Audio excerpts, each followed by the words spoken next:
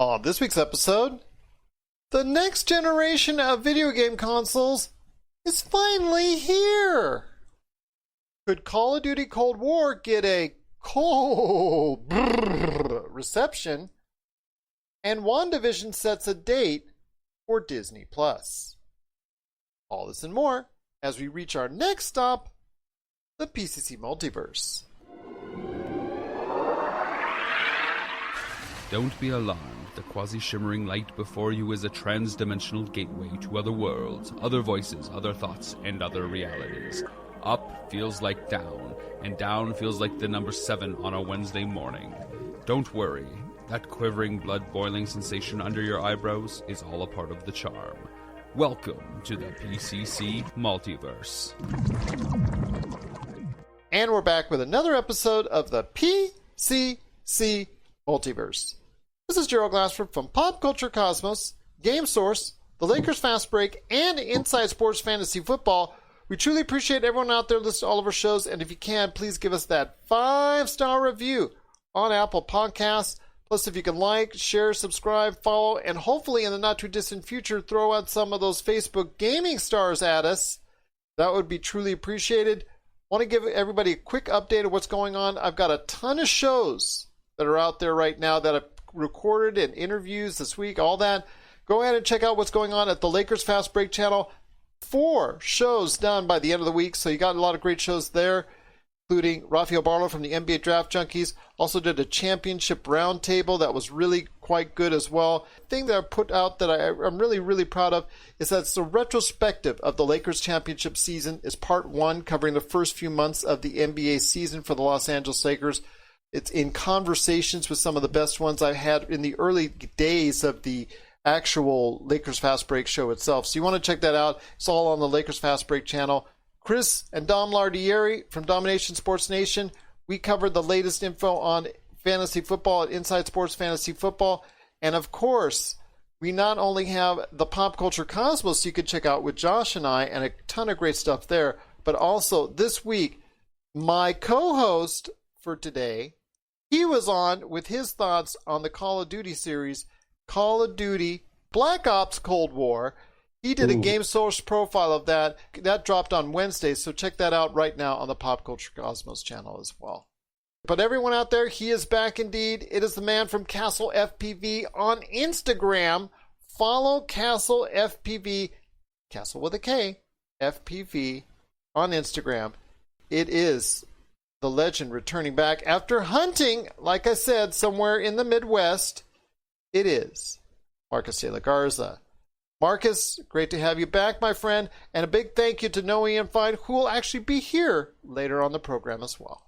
And big thank you to him, and I'm just so happy to be back again with you. It was a great time out in Montana, actually, not even the Midwest. I was out in Montana. Yeah, man. It was a great time. I look forward to breaking it down with you later at a different date. Hunting on the Pop Culture Cosmos. I'm not sure how well that will go over, but you know what? You never know right here at the Pop Culture Cosmos. We can always do it off air, you know. Yes, we could always do it off air. There you go. But the PCC Multiverse is really hot today because the week is finally here. They're out in the wild. They're not floating out there too much in the wild too long because people are snapping them up. They're putting them on eBay like crazy. They're trying to get as much as $1,000 or more on them. They are the Xbox Series S, the Xbox Series X, and the PlayStation 5. All 3 units came out this week. We've got not one, but 2 great interviews covering both those launches, which includes Kevin Ainsworth from Project XTalk and also George Thomas from Rebel Base Karaoke and Rebel Base on Twitch. So please, if you get a chance, catch the Project XTalk podcast and also Rebel Base on Twitch. George Thomas and Kevin Ainsworth, they're coming up later in the program to talk about the opening for each, because one's a PlayStation fan and one is an Xbox fan. So you want to go ahead and hear their talks coming up in a bit. Plus, I did say Noah Ian Fein is coming back. He's coming back to go ahead and tell us his thoughts on Yakuza Like a Dragon later on in the program as well. We're also talking about when does Wandavision drop? We finally know. Marvel has told us they actually finished and wrapped up shooting on the series last week. So this week they did announce when that's going to drop. So we'll tell you later on in the program.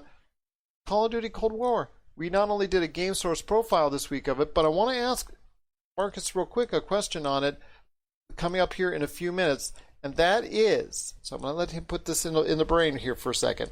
Let him think about this one. Why didn't the reviews drop already on Call of Duty Black Ops Cold War? We'll talk about that coming up in a sec as well. And then on the back end, we'll close out the show talking about some dramas that are really getting everybody excited on Netflix in The Queen's Gambit and The Crown. Why are people getting so excited? We'll talk about that at the back end of the show as well. But first, my friend, it is the Xbox Series X and PlayStation 5 debuted this week.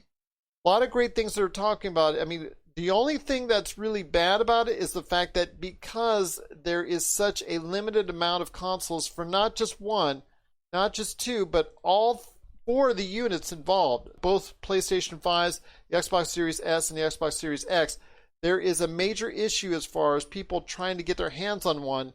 And as I think you're going about to tell me, just can't do it right now. You know, we talked about my strategy before today. And well, Josh had his failed strategy too. He is angry and he's hot, and he's going to tell you why on the Monday show. This is crazy, man. I've never seen a console release like this before. I'm really looking forward to finally getting my hands on one, whenever that is. It might not be until March of 2021 at this point. But, you know, it'll be worth a wait for me. And I do want to say that I think that we're starting to get some early reviews on console versus console here. Have you taken the time to look at anything yet? I have. It shows most of the reviews showing that PlayStation 5 and Xbox Series, depending on how you want to see it and how you want to view it, are running somewhat neck and neck. Because the PlayStation 5, while it doesn't have the overall horsepower under the hood like the Xbox does, it does have a faster SSD, and it does have some benefits to it.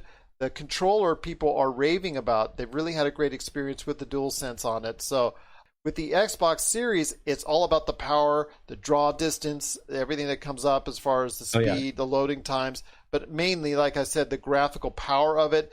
And when you compare apples to apples, like let's say something that I know you're very interested in that you talked about on a previous Game Source profile, Assassin's Creed Valhalla. That game right now, it looks great on both. But the draw distances and the ray tracing and everything, all that, as far as where the sun comes out and pokes over the trees, and as far as the sunsets and the clouds and the things of nature, everything as far as the distance, the facials, even up close as well, it's a little bit better on the Xbox right now. I feel like you're just rubbing my face in it, Gerald. I'm just telling you. You asked me a question. You asked me a question. I did. I'm telling you what I'm able to ascertain from the reviews. That's a general consensus. It's not anything specific, but you asked me to investigate it. I did. And I'm seeing the side-by-sides, and that's what I'm able to determine, that both are really standouts over what there's currently at with the PlayStation 4 and Xbox One. Even the PS4 Pro doesn't stand up to the PS5, but the PS5 has its benefits, but still, the Xbox One, if you're talking about total graphical power, has the nod at this point in time. Oh, absolutely. And, I'm feeling a little bit salty right now just because, I've spent so many weeks now, almost a month and a half, talking about how the PS5 was going to be superior here. And it's, I feel like I just really put up a goose egg here. Looking at some of the comparison videos just today, looking at things, got to watch a head-to-head for Devil May Cry 5, and this was a kind of an eye-opening experience. The Xbox Series X had the edge the entire way through on the frame rate. There was a few times with the ray tracing turned to quality over performance that we saw that really big leap, by the PS5. But one of the big things that two of the reviewers I was listening to earlier were talking about was the familiarity for the devs. You've got PS4 devs that have jumped to PS5 games that are using a lot of the same tools that they used while they were developing PS4 games. And for some reason, and I didn't really look into it, I didn't have the time for it, it seems like the Xbox devs are using an entirely new tool set. It kind of begs the question, how long until they start to optimize and start to be really efficient using that tool set and just blow the PS5 out of the water? The Xbox Series X has the raw power advantage. I mean, you just mentioned it. So it really comes down to how long until the talent starts really optimizing for the hardware. Let's give the PlayStation 5 some love, too, because the fact that it is leaps and bounds over what we've seen with the PlayStation 4 and PlayStation 4 Pro. And if you've got a television to support it, 4K, HDR, whole 9 yards, then you're going to really see a drastic improvement over what you saw previously. And then it comes all down to the games where the PlayStation 5 really has an advantage at this point in time because it actually has games that are specific for it, whereas the Xbox only has what's available on the Xbox Games Pass. It's like a catch-22, my friend. I don't think you can go wrong either which way at this point in time. Most people, if they're really a hardcore gaming fan, you're going to own both at some point in time in the life cycle. I'm looking again to the left, and I see all three of them, the current generation that are right there. So this next generation, which is now here, it doesn't matter which one you end up getting first. You'll most likely get both. Well, and all right, so here's what I'm really starting to wonder is the PlayStation 5 really becoming the social platform, social and entertainment platform, whereas the Xbox is really geared more towards gamers nowadays? It's not about the actual system. It's about the Games Pass with Xbox. Being able to go ahead and play it on your mobile, being able to play it on your PC. It's about the idea and concept of them becoming the video game version of Netflix and about you subscribing. Subscriptions. That's what they're really keying in on most. If you buy an Xbox, you're going off of faith that the Xbox Games Pass and also the entire list of now devs that now are under the Xbox wing will actually go ahead and produce a lot of games that'll be commensurate to what you're seeing on the PlayStation. But again, let's not sell PlayStation short, but I want to hear your final thoughts initially. I know you want to get your hands on one. I'm still going to grab a PlayStation 5 at the end of the day. This is something that's just baked into my blood at this point. You know, I owned a PS2, I owned a PS3, owned a PS4, you know, I had Xboxes in the interim as well. And I think my brain just works really well with PlayStations.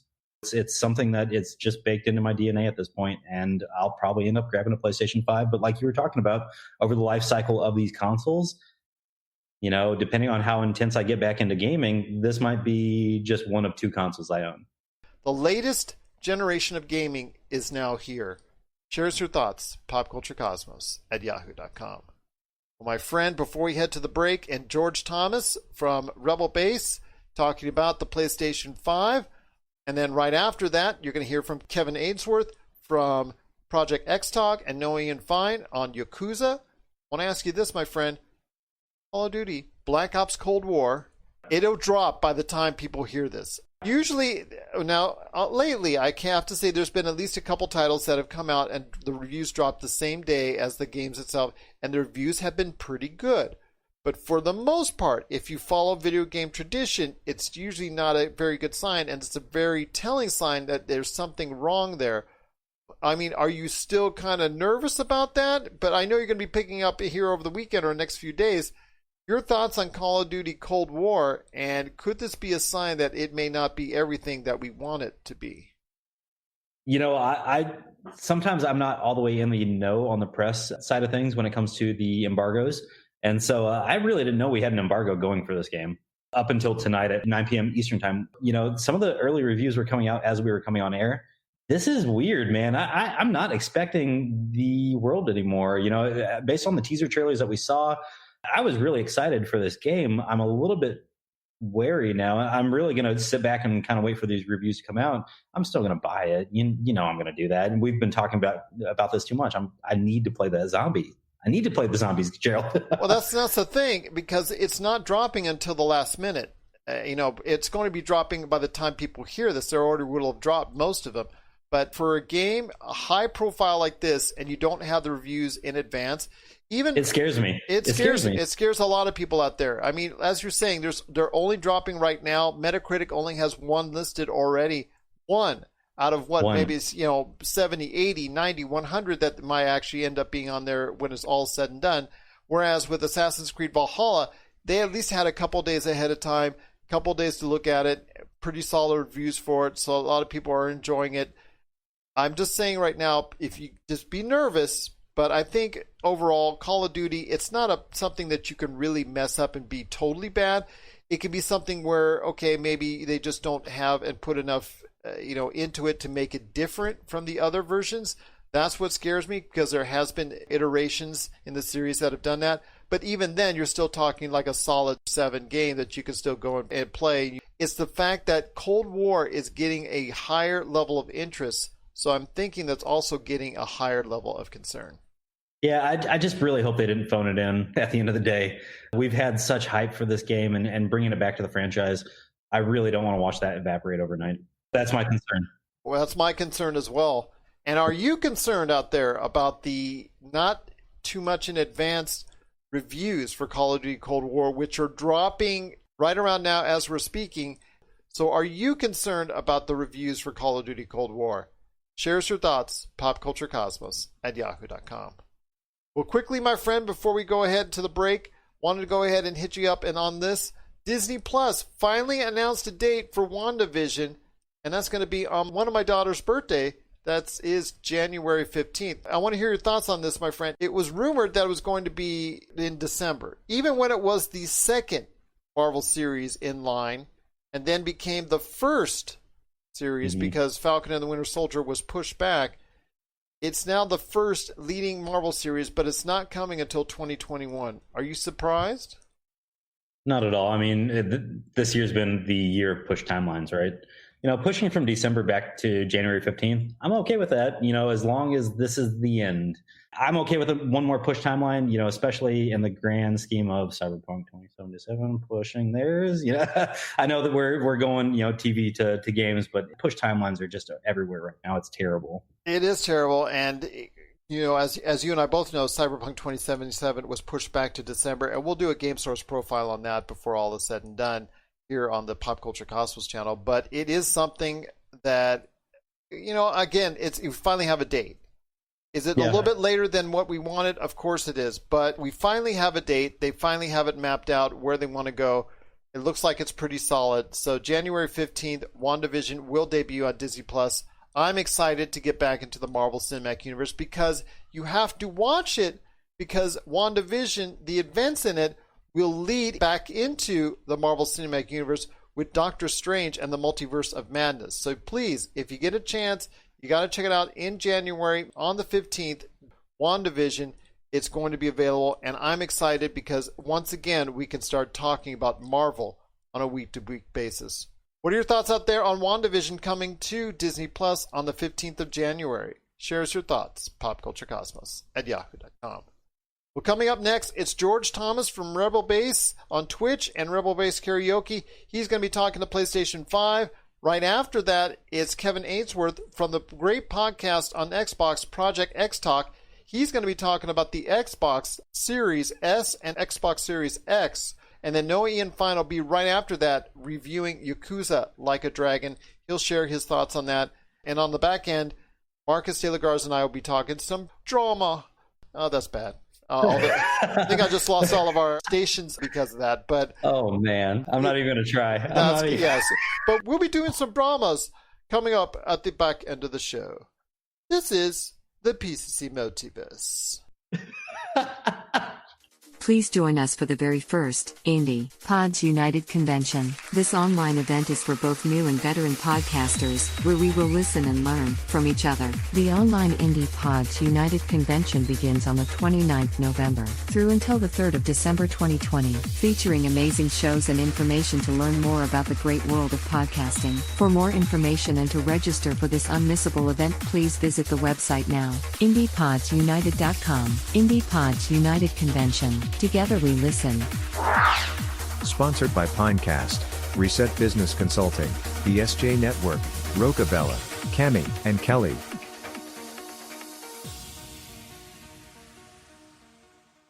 All right, and we're back with the program. It's Gerald Glassford coming right back at you here at the Pop Culture Cosmos. Want to thank so much everyone out there for watching and listening to us right here.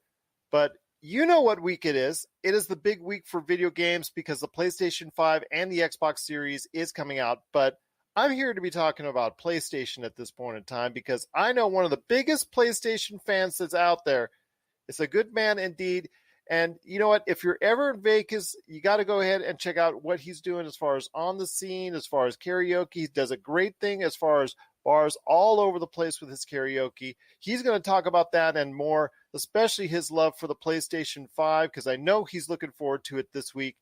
It is George Thomas. And George, I remember our time when I went to go ahead and check your awesome store out, Game Over. I remember those great days, and look how far it's come. It's come down to 4K, HDR, SSD, all this stuff that's going on. So much changed in the time I first met you.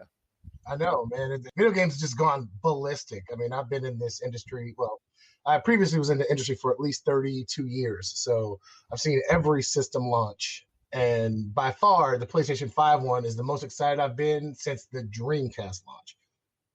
There you go. That's a long time right there, late 90s. So I want to ask you this. I know that you're a big PlayStation fan, but what is about the PlayStation 5 that is really keying you in on this time around? Well, I'm really excited about the SSD loading because I have that in my PC. Very excited about that, the ray tracing, the backwards compatibility, finally, at least for the past generation. Although from what I'm hearing now, it's kind of weird, but I mean, we'll talk about that in a minute. It's just like a seamless transition to actual 4K gaming as opposed to the Pro being kind of 4K gaming, which was fine. PlayStation 5 has me super excited. Matter of fact, I'm trying to figure out how I'm getting one this week. You and a lot of other people, because it's something that I think a lot of people are a little bit disappointed at, is because the pre-order fiasco for both major companies, Microsoft and Sony, and how they've handled this release. And it's kind of disappointing as far as the pre-order fiascos and all that. And plus the fact that there's not going to be as many out on the street as, let's say, the previous generation is concerned. Because I think because it's 2020 and all the situation that's gone on with 2020, production has not been where it's needed to be for both systems. So it's going to be a little bit harder to find initially. Some of their delays are kind of weird. Also, the backwards compatibility is strange. And the fact that they don't have, this is the problems I have with the PlayStation 5 right now. You can't expand the storage yet. Yeah, that's what I heard. That's a kind of a downer right there for you. Kind of a downer because there's not enough room on there for too many games, but they're testing the speeds of the ones that are out. Plus, they're too expensive. Yeah. Honestly. Well, you're talking about a 1 terabyte system. And then let's say you want to get Cyberpunk right after in December, if it comes out, fingers crossed. Right. And that's going to take up probably 400-500 gigs of that storage space. Sure. If you want the fast load speeds. Yeah. So it's like, okay, how do I manage this? You can still do the external storages, but it's not going to have speed. Yeah. They're touting. No load times. But you have to use it off the external, which is going to be external load times, which is going to be load times. Yeah. So I don't know, man. I mean, but there's a lot of giant SSD in the first place, but I thought that the storage was bad on the PlayStation. But I mean, well, hopefully within 2 or 3 years, as we've seen each and every console cycle, that it sort of fixes itself and more options are made available to consumers that are either more attractive, that will allow them to go ahead and be able to make it a better purchase. But I know there's some games that you're excited about for the PlayStation, either now or going forward. God of War coming up next year is going to be a big thing on here. God of War, Spider-Man. That Destruction All-Stars looked pretty fun to me, and now it's going to be a free game, so I don't have to buy it, but I was going to buy that one anyway. I got to have Ratchet & Clank because that's like a staple, man. I wish they'd do another Jak and Daxter, but Ratchet & Clank I can live with. You know? But yeah, definitely God of War and Ratchet & Clank because those are fantastic franchises. And my multiplayer thing, I'm still playing PS4 multiplayer stuff, so I don't know what they're going to do with those. Star Wars Squadrons or For Honor or, Destiny to a lower extent. I know there's a new Destiny thing coming out this week. Yeah. My multiplayer has kind of been dying down because I was really going to invest in Avengers. And I'm like, I think we played it. I think everybody in the community played it too much and played it too hard. And now there's nothing to do. And I'm like, okay, this is boring. That's how gamers are. We grind. And if there's no more to grind, we move on. And Square Enix, I put the blame squarely on them for not mapping this out a lot better and not having a more fuller experience. They had no roadmap. They were not ready. Yeah, exactly. So I will tell you this, my friend. It's been great talking to you about what's going on with the PlayStation 5. But please check out George if you're here in Vegas or when you come to Vegas, Rebel Base Karaoke. You got to go ahead and check him out at one of the great places that he's at. How can people get word on where you're at as far as Rebel Base Karaoke or anything that you're up to in the world of video games? Okay, well, as far as the karaoke scene right now, we're under COVID restrictions, but you can check me out on Facebook at Rebel Base Karaoke. There's 3 sites, Rebel Base Karaoke, Naughty Karaoke, and Bikinioke, the 3 sites that we have on Facebook for different kinds of crowds for that. And then also the other shows that I I'm a producer on Admit VIP because we do produce some actual shows like Motown and Alan New and some other things as well. That's at admit.vip on Facebook as well. Am I on Twitter? Yeah, I'm on Twitter. Big G702. Just check one of those sites out, and I'm always posting what we're going to do. We're now doing live ambient music at a couple places, and I won't put them on here right now, but DM me on Facebook at George B. Thomas or Rebel Base Karaoke, and I can tell you what's going on there. As far as video games are concerned, we still have the Gamer Protection Fund that actually you guys have been handling pretty well. I appreciate it. Thank you again. I wanted to make a public thank you for me to give me the opportunity to reach an even larger audience because of it, because the GPG has been so awesome as far as allowing us to do that. So I cannot thank you enough for giving us that platform. Well, I started when I still had the game stores, and all this litigation against video games, I'm like, this is ridiculous, So we started to kind of put it together, and you guys, ran with, which is fantastic. GPG on Facebook is a fantastic gamer site, and I've been moving into the. So we got for video games, we got Rebel Base Gamers on Facebook, and we have Rebel Base on Twitch. We're trying to find a schedule to stream. Me and my son run those, and we're kind of like all over the place with it right now. We're trying to find a schedule. Once we get more viewers, then I can say we're going to do it this, we're going to do this, we're going to do this. But it's Rebel Base on Twitch, and then Rebel Base Gamers on Facebook for the board game stuff that we're kind of covering lately. Well, that's awesome. Tabletop gaming is in. It's something very big, and I'm looking forward to checking you out on Twitch as well at Rebel Base on Twitch. Please check him out there and all the great things that he's up to. It is George Thomas, and George rocking that Mass Effect Andromeda jacket, which I have, which GameStop sold to me for $5. I remember picking that up. But I was a manager at GameStop when it came. I was still a manager at GameStop. And I was like, I gotta have that. I gotta have it. It's funny because like you said, that's one of the benefits of the fallout of Mass Effect Andromeda is you were able to get stuff on the cheap shortly thereafter. So, but as you can tell, we're both Mass Effect fans. We're so excited for Mass Effect Legendary Edition. Gosh, I'm so excited for that. Spring 2021. We're hoping. We're hoping. Yes. And then the year. But, yes. Well, I'm hoping that it will come spring 2021 with a nice 4K update so that you can play it on PlayStation 5. I wish you much success with the PlayStation 5 and all your adventures that you're going to be taking on it. And then, of course, everything that you're doing out there on Rebel Base Karaoke and Rebel Base on Twitch.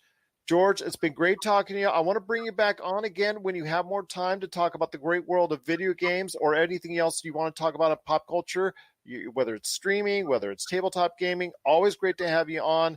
It's been my honor to do that. But any last thoughts on the way out? Just, hey, guys, listen, when you guys go out there trying to get your PS5s and stuff and your Xboxes, please be courteous to other people. And please understand that the people working in these places, they do not have control over their inventory. They do not have control on how many they have or how they can sell it to you. So don't be mad at them. I was one of them for a long time. Don't be mad at them. They're going to help you the best they can. And honestly, don't buy from scalpers because they're going to be available. It's just you might not get it on launch day, but they're committed to putting a lot of these out, Microsoft and Sony likewise.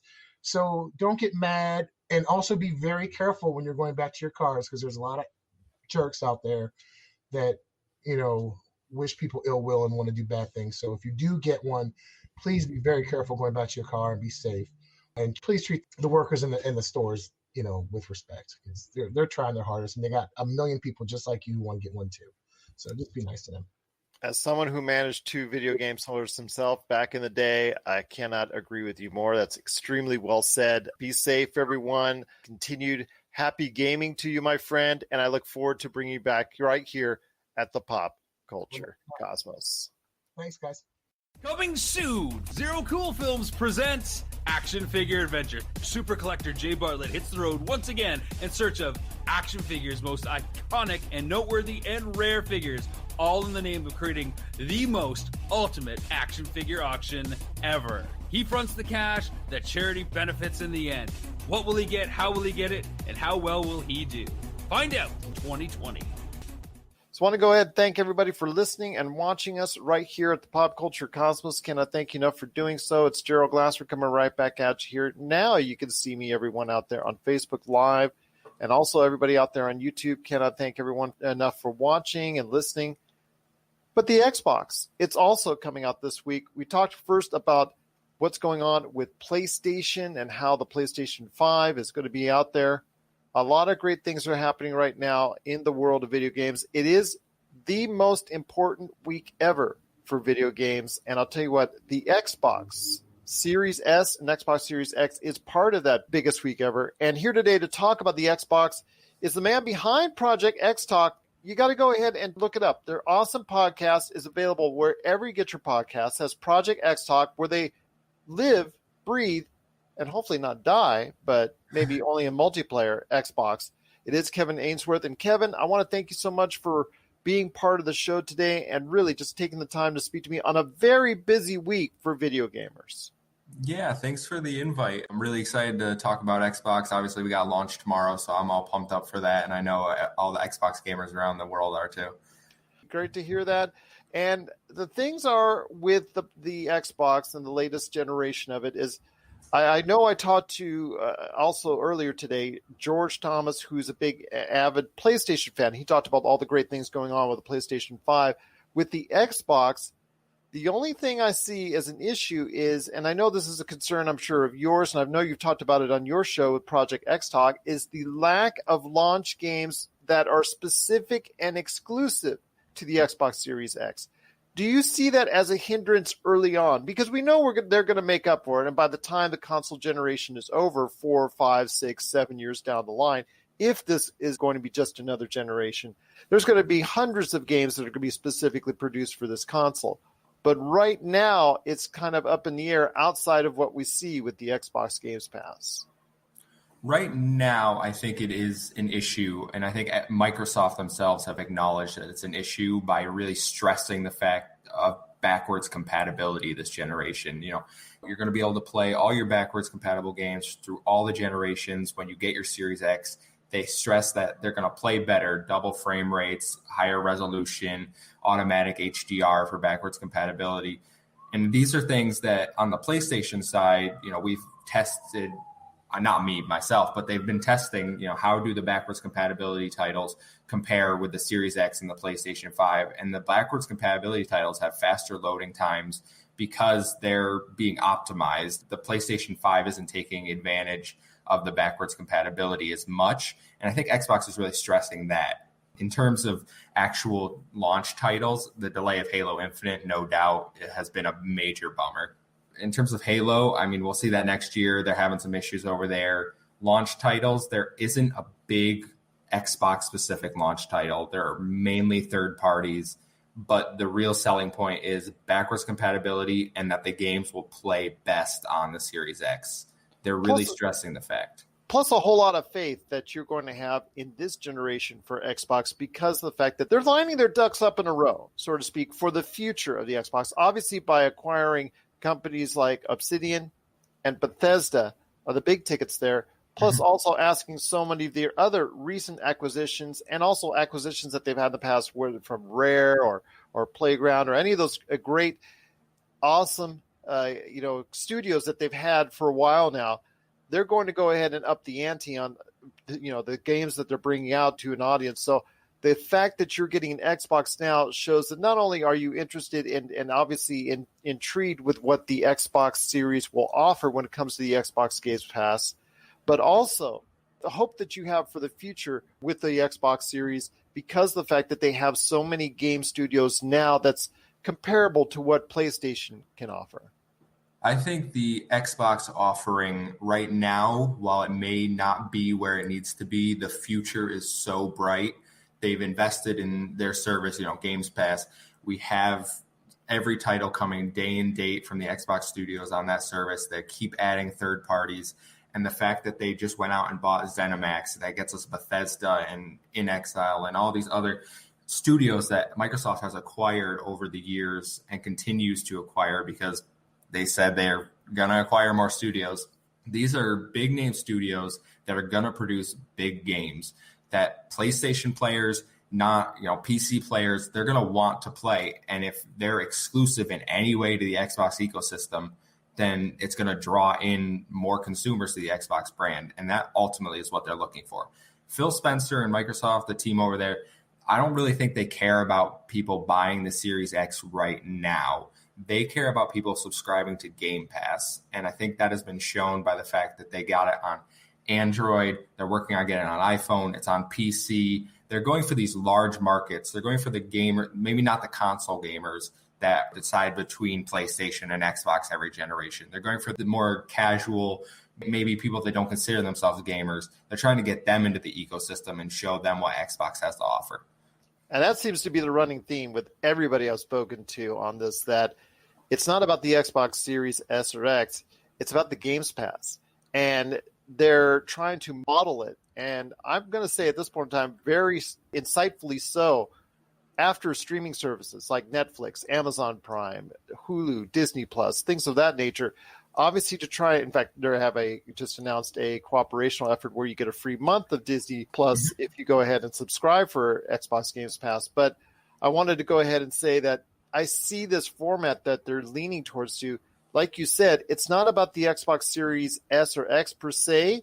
It's about having that type of capability, whether it's on the PC or the Xbox, to run the Xbox Games Pass, and that ultimately will be the key for their success going forward. I think Game Pass is integral to their success going forward. It's such a lauded brand already, and they continue to make it better, added more benefits, more games. You know, we got EA Play titles coming on launch day. Once they start adding their Xbox Studios games, the ones they've been working on, the ones they're currently working on, that we're going to see in the next 2-3 years and this whole generation, that is really going to drive it more. You know, if Everwild, if Elder Scrolls, if Starfield come out and they're exclusive to Xbox, or the Xbox ecosystem, I should say, then that's going to drive people over there. You can't ignore good games. People bought PlayStation last generation because they have fantastic exclusives. You can only ignore good games for so long. And now that Microsoft is investing in the studios to produce those good games, we're going to see a lot more people coming over to the Xbox ecosystem. If Elder Scrolls 6 stays exclusive for an extended period of time on the Xbox, that's really something right there. That's a game changer, because the temptation for a series that its last iteration, which is Skyrim, which was, as you and I both know, was on every conceivable thing known to mankind, seemingly, it was ported to, and earned over 35 million in sales as far as just volume. So you're taking that potential 30 to 40 million in sales as far as the volume there. And if you're committing it for an extended period of time on the Xbox Series, or basically just say Xbox Games Pass, then that's a game changer, and that'll get a lot of people more intrigued. And obviously, for the fact that a lot of people would have to spend even a bigger amount of money on a PC that could run Xbox Games Pass effectively, the enticement of the Xbox Series comes even more.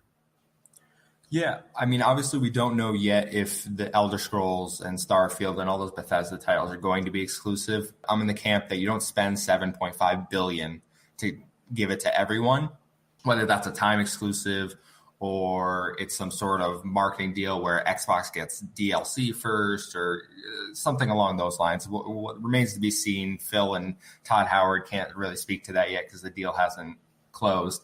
But in terms of Elder Scrolls, even if they put it on PlayStation 5, say they don't keep things exclusive, that's still benefiting Microsoft. They're still getting that revenue from the PlayStation 5. So they're going to make their money back regardless.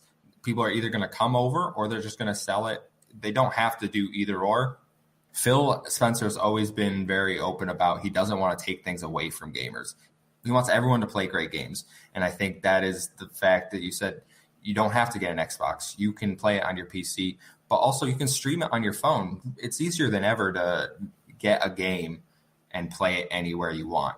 They've also mentioned the fact that maybe they'll have a sort of streaming stick that you can plug into your TV in the future. These are options that they're exploring and they're bringing to life for people that might not have the income to spend on a console, that might not want to, leave the PlayStation ecosystem, but they're really interested in what Xbox has going on.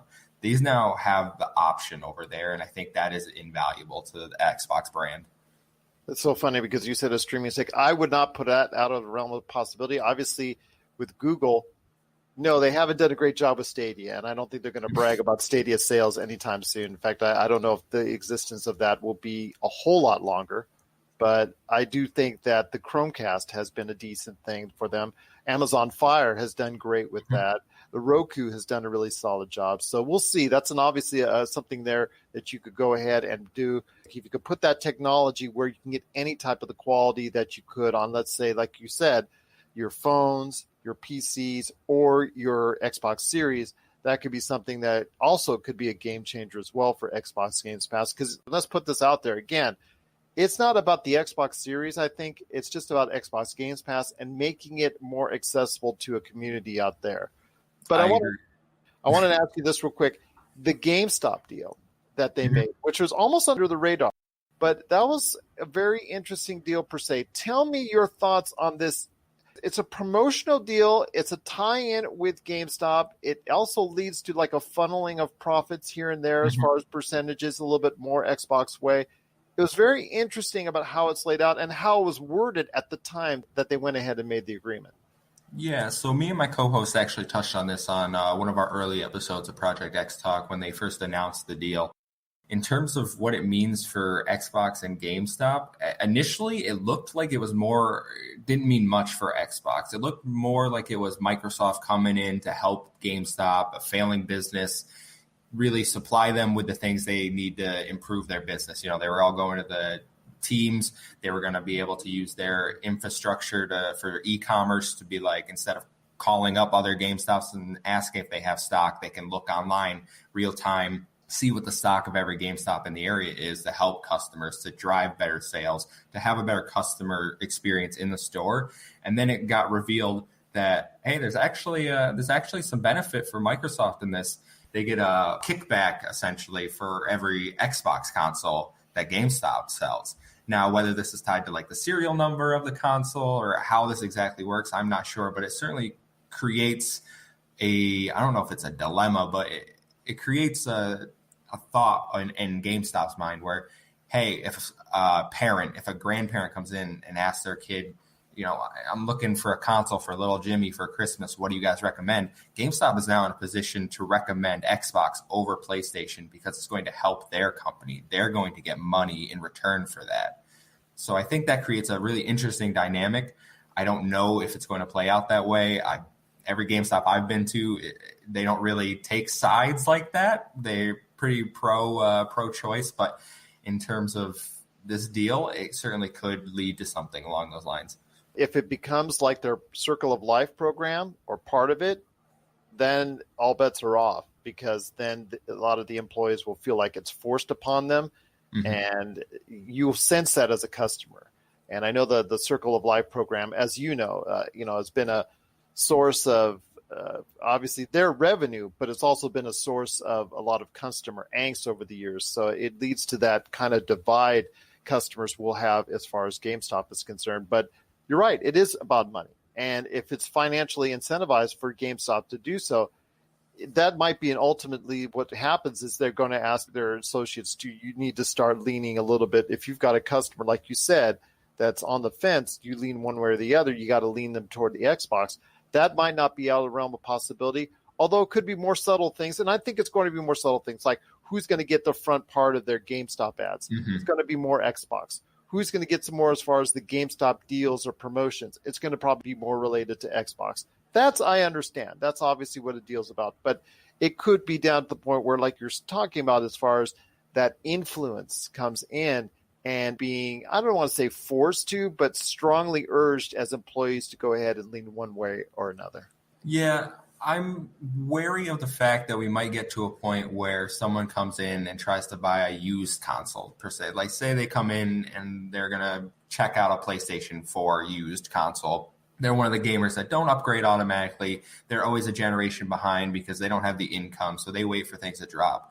Well, now we have the All Access program through Xbox where you can pay a monthly payment. So do they, instead of saying, hey, instead of buying this whole console right now, even though it's used, you can get the Xbox Series S or X at All Access for $25 a month.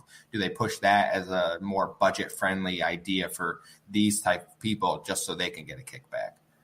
Very interesting indeed. We'll see how it plays out, and it is out this week. It is going to be the Xbox Series S at $299 and the Xbox Series X at $499. Kevin's always going to get his hands on one. But before we go head on out, my friend, I wanted to ask you this. Project XTalk is your podcast that's available now wherever you get your podcasts. I've gone ahead and said great things about it. Like I said, if you're an Xbox fan like I am, and I'm also a PlayStation fan and whatnot, but I do love Xbox, and I have trended towards it over the course of my lifetime. I want to ask you this. I want you to do the hard sell. So tell the people out there why they need to go ahead and check out your awesome show, Project XTalk. In simple terms, it's for gamers that love the Xbox brand, just goofing around, having a good time, but reporting the news that you care about for your brand, for your Xbox ecosystem. We're there every week. We're going to talk about the biggest news in Xbox. We're going to have some fun with it. We just made our top 10 Xbox One game list of this generation. Very controversial. I highly recommend you check it out. But we just like to have fun. You know, we're not media experts. We're not in the games media space.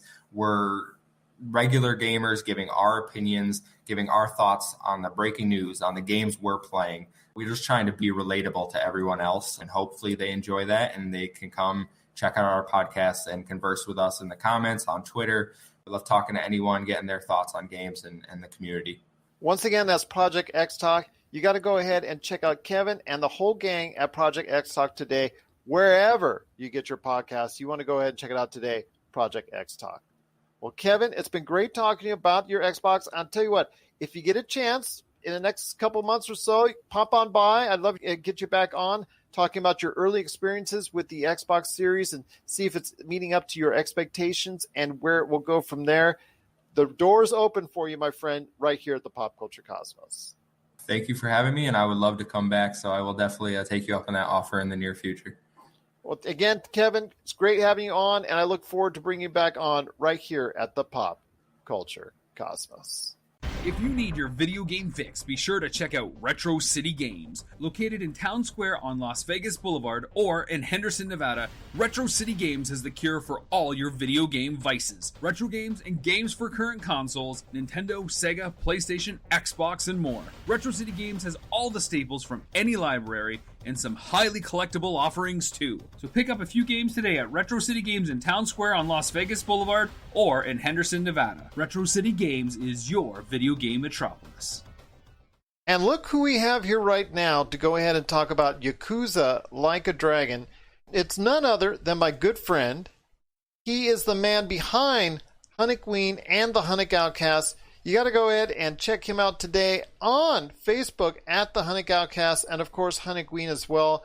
It is my good friend indeed. It is Noah Ian Fein. And Noah, and I told you when you got your hands finally on the North American version, at least one of them, of Yakuza Like a Dragon, you would have some time to talk about it. The floor is yours right now. What are your thoughts on Yakuza Like a Dragon? Well, again, thank you for having me on. And second of all, this game lives up to the hype. It's a very nice passing of the torch. It's not a reboot. It's not a remaster. It's not a requel. It's another sequel to the Yakuza series. But again, back in 2015-16, after the 10th anniversary of the Yakuza series from PlayStation 2 onward, Sega decided to retire its previous protagonist, Kiryu, and now they have a new character, Ichiban, and he seems to be a lot more relatable because he's a guy in his 40s who enjoyed playing Dragon Quest, and his dream really was to be an actual hero. The story I'm sure you've heard a lot because this game did come back in discussions in June, even though the game was released in Japan in January, and we got wind of it in June to September, and there seems to be rumblings about the whole combat system. The story is very simple.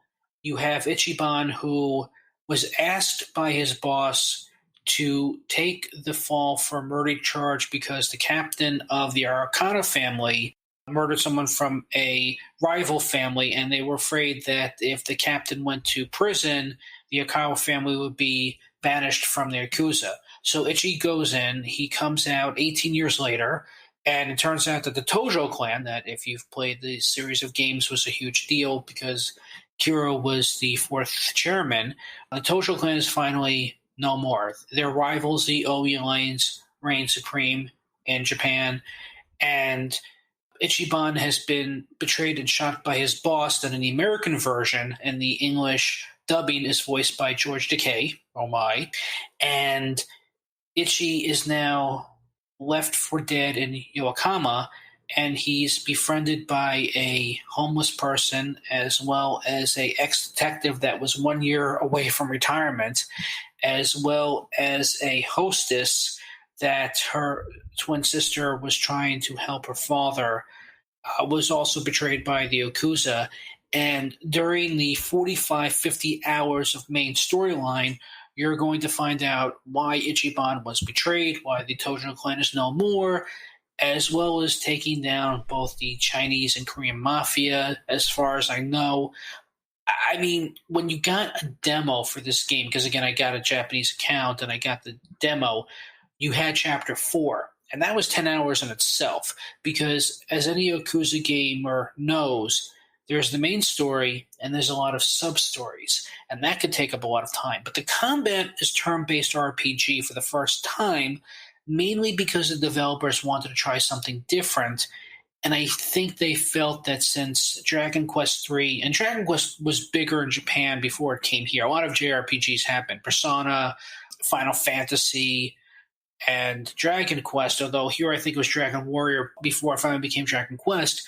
This new combat system, I have to be honest with you, is a lot easier to use, because when I use the action combat for Kiryu, it was a lot of button mashing, but the problem also was on how to have your character face your opponent, because if you overpowered your character, because it was an action RPG, you still got experience points, still leveled up your character, but your opponents could be a little bit more powerful than you, and they spend a lot of time blocking. So it was very hard to keep punching and kicking before you can break their block, or they had an open area that you can punch and kick them, and it got a little frustrating. The turn-based RPG gives you more of a chance to breathe and get a better strategy on how to fight your characters. They're still punching and kicking, but it's turn-based RPG rules. What's great about this, though, it's not 4 guys on one side and 4 guys on the other side. It's a 3D turn-based RPG. You could have your opponent on the lower left-hand side, and you can have members on your team on the upper right-hand side. It's all about highlighting which character and what attack or special attack you want to perform. And if you try to attack a character in the lower left that's injured, but you have somebody who can move automatically on the upper right, if you try to cut through, the opponent will knock you down. Or if an opponent is in front of an inanimate object, you can run up and still do the attack, but you also automatically pick up that object, hit the person, and continue to do whatever attack you decided to do. All right, my friend. That sounds like an awesome game. There's just so much to talk about. You go yes. on and on and on and on. I know. You're so excited about it.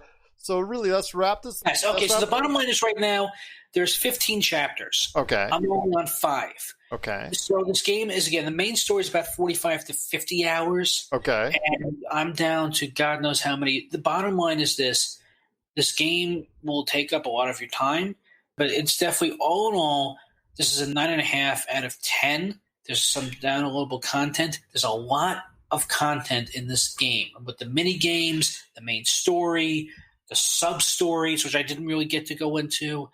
But there's always something to do. That this is definitely going to be worth your $59 or 9,500 yen, which it was in Japan. Trust me, it's all worth it. Definitely, this is probably going to make Game of the Year, at least. Or at least PlayStation's greatest hits.